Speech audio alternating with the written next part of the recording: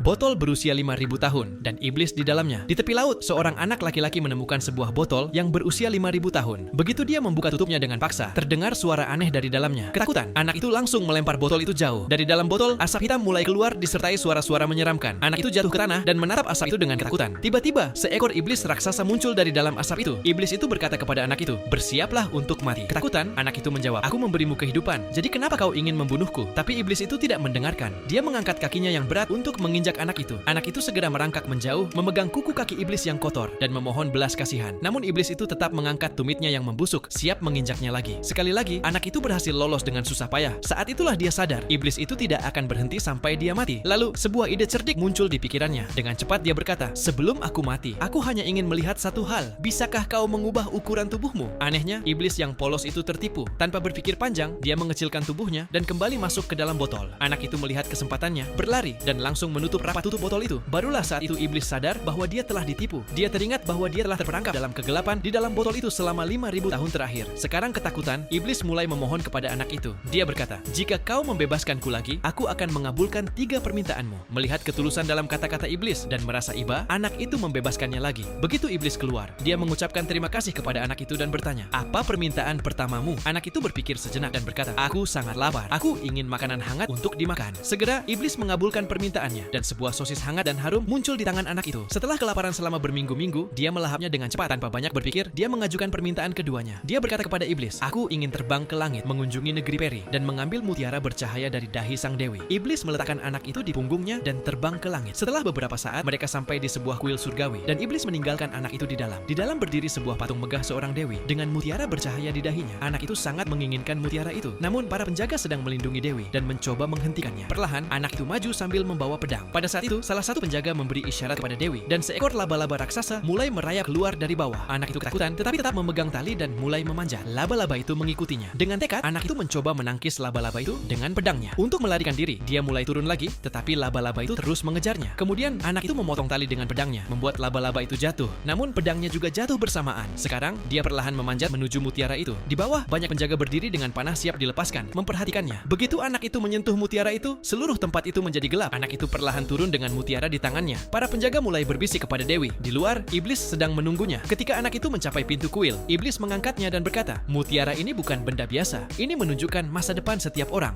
Anak itu melihat ke dalam mutiara itu dan melihat temannya yang tersesat di suatu tempat di pegunungan. Lalu, iblis itu menerbangkannya menuju temannya dan mempertemukan mereka kembali.